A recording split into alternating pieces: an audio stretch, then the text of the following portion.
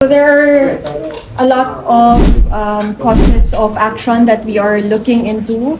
I think has also been widely and publicly discussed, causes of action like quasi-delict. We're also looking at criminal negligence, contractual breach as well. Those were discussed. I think the topic about loco parentis, the school and administrator as well as the teacher's special parental authority over its students, whether it is in campus or off-campus activities, for as long as they are school sanctioned or it was authorized by the school. Of course, if there is any death, for example, in this particular case, the school or the institution might also have some liability. I would also like to add that I am sure the public also knows that the Commission on Higher Education also have an existing memorandum or regulation that should have been complied, by the institution, by the coach, the coaching team, before they had their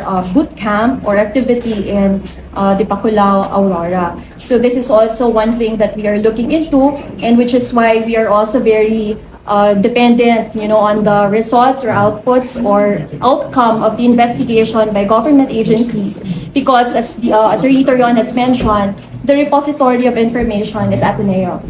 The witnesses are the coaches and the players themselves.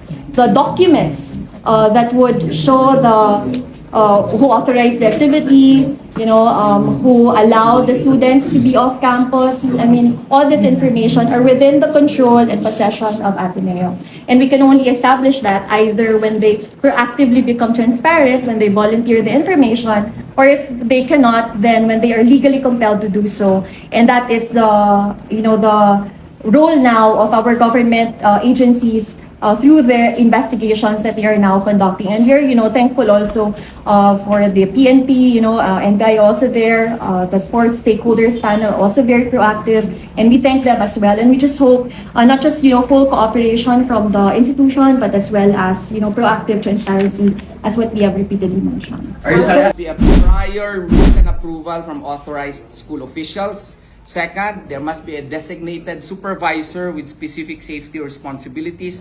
There must be a medical officer or first aid personnel. There must be a detailed risk management plan. There must be an informed parental consent. Informed parental consent.